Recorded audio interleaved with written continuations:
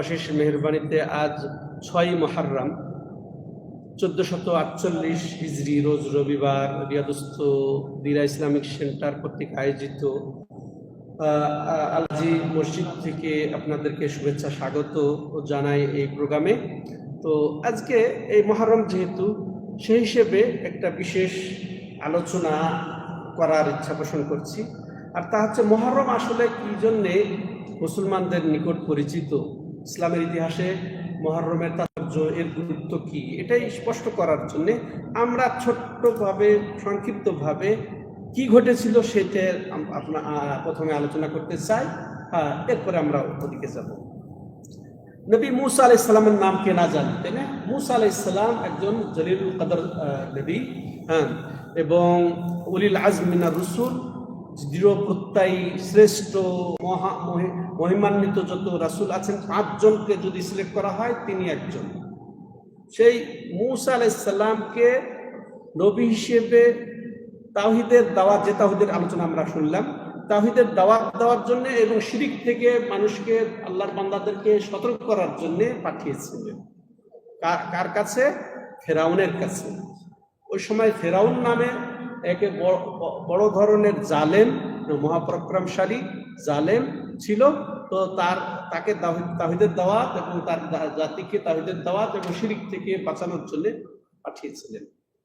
এবং এই ক্ষেত্রে ফেরাউন এমন ফেরাউন ছিল, সে নিজেকে রব মাবুদ পর্যন্ত দাবি করেছিল। আর এই যখন নবী করে পাঠালেন আল্লাহ রাব্বুল আলামিন এই মুসা আলাইহিস সালামকে মুজিজা হিসেবে, তাকে যেন এমন কিছু এমন কিছু বিশেষ দৃশ্য দেখায় তাকে লাজবাব করতে পারে, এই জন্য কিছু মুজিজা, মানে অবারককারী কিছু বিষয় দান করেছিলেন। তার মধ্যে উল্লেখযোগ্য কি, যে লাঠি, আর একটা কি, হাত সাদা হয়ে যাওয়া, সাদা হয়ে যাওয়া। তো এই দিয়ে তাকে দাওয়াত দিতে পাঠালেন। কিন্তু এর বিপরীতে ফেরাউন শুধু অহংকারী করলো, ফেরাউন তাকে অবিশ্বাস করলো, তাকে তার প্রতি মিথ্যারোপ করলো, এবং কি করলো আরো কি, যে তাকে জাদুঘর বলে অপবাদও দিল।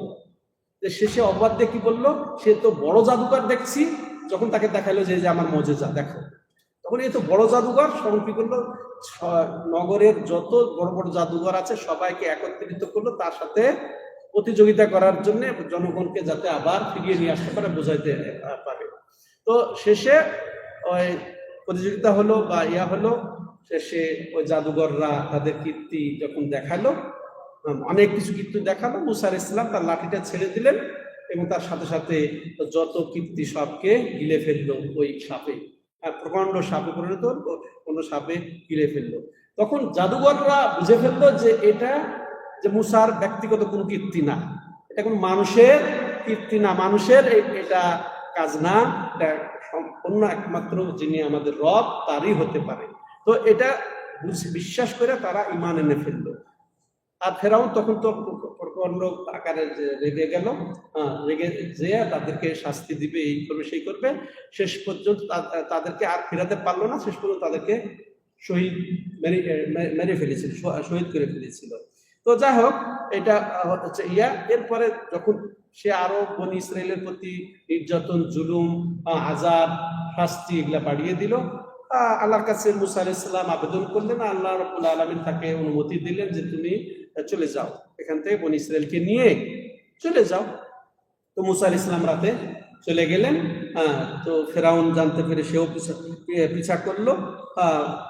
চলতে চলতে একেবারে সামনে যখন মহাসমুদ্র, পিছনে ফেরাউন ও দলবল নিয়ে পিছা করলো, তাদেরকে ধাওয়া করলো, তাদেরকে শেষ করে দেওয়ার জন্যে। তো এই অবস্থায় মুসা আলাইহিস সালামের জাতি বনি ইসরাইল তারা চিৎকার দিয়ে বললেন, আমরা তো ধরা পড়ে গেলাম।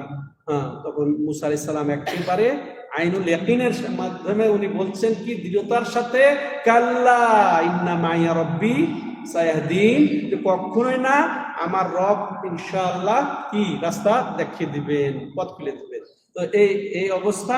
এখন দেখেন সমুদ্র সামনে, তো আল্লাহ রাব্বুল আলামিন আদেশ দিলেন মুসাকে, লাঠি মারো। মুজিজা মানে কি, অপারককারী, যেটা আর দুনিয়ার কেউ ওটা মোকাবেলা করতে পারবে না। সমুদ্রে লাঠি মারা মাত্রই 12টা রাস্তা হয়ে গেল।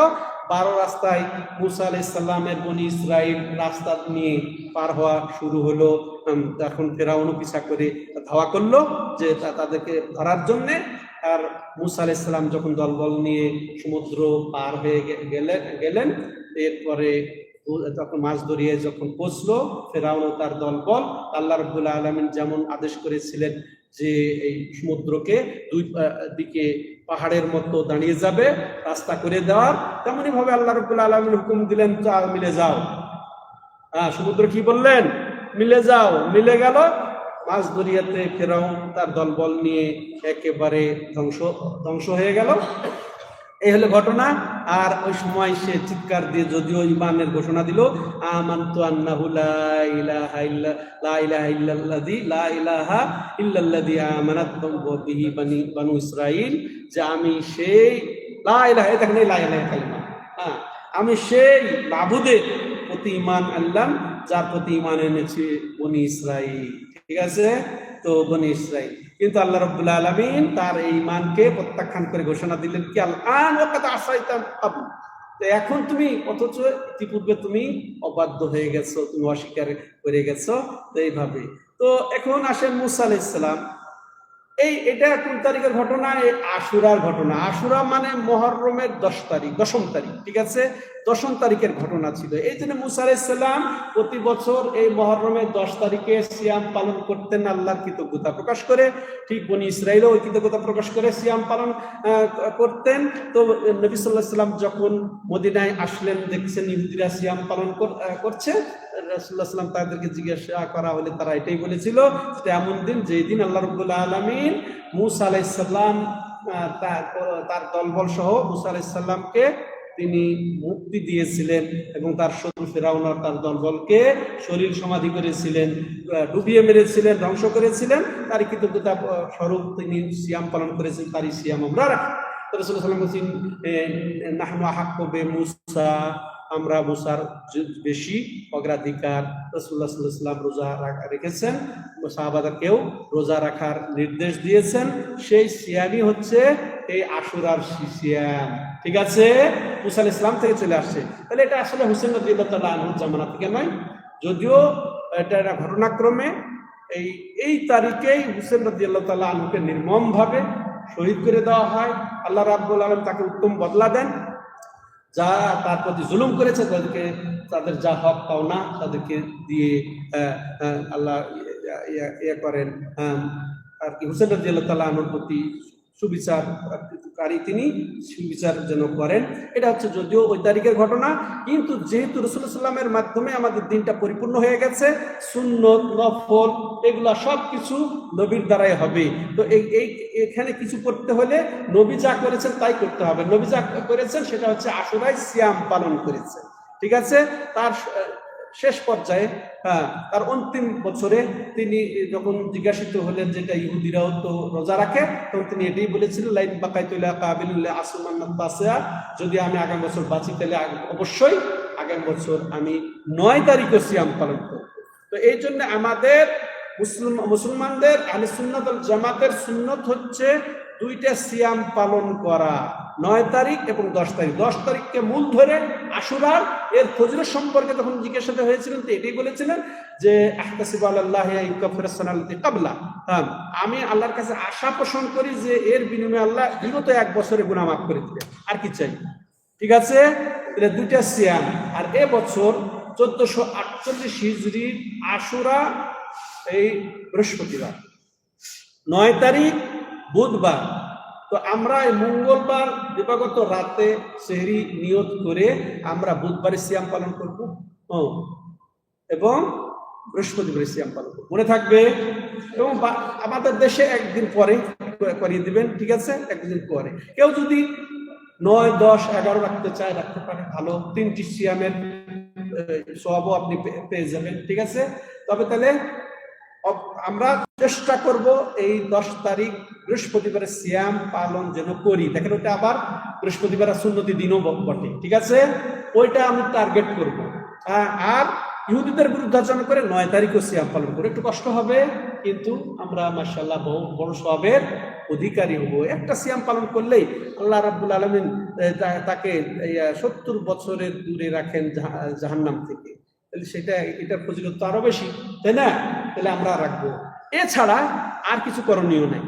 আমাদের দেশে শিয়া কালচার, রাফিজি কৃষ্টি কালচার, হাই হুসেন এই সেই ত্যাগ চাই, মুর্শিয়া খন্দন চাই না, এই সব কথা উল্লেখ আছে যে মহরম এই যে ইয়েকে কেন্দ্র করে, হুসেন রাদিয়াল্লাহু তাআলা কারবালা শহীদকে কেন্দ্র করে। কিন্তু আসল আশুরার ঘটনা ইসলামের ইতিহাসে আগের থেকে, মুসা আলাইহিস সালামের জামানাত থেকে রাসূল রেখেছেন। রাসূলের সুন্নাত হচ্ছে সিয়াম পালন করা, ঠিক আছে? এছাড়া ওই দিন বিশেষ করে কেউ খুশি করবেন, আনন্দ খুশি করবেন, এটাও নিষেধ। আর কেউ মাতাম করবেন, দুঃখ প্রকাশ করবেন, এটাও নিষেধ, ঠিক আছে? তো আল্লাহ রাব্বুল আলামিন আমাদের সুন্নত অনুযায়ী আশুরা পালন করার তৌফিক দান করেন। আর সেটা হচ্ছে রোজা রাখাই সুন্নত, আর তার আগে একদিন রেখে ইহুদিদের বিরুদ্ধাচরণ করাটাও সুন্নত। আল্লাহ তৌফিক দাতা। হাদা হুয়া সাল্লাল্লাহু আলা নবিনা মুহাম্মদ ওয়া আলা আলিহি ওয়া সাহবিহি আজমাইন। সুবহানাকাল্লাহুম্মা ওয়া বিহামদিকা আশহাদু আল্লা ইলাহা ইল্লা আনতা আস্তাগফিরুকা ওয়া আতুবু ইলাইক। খাবার দিন।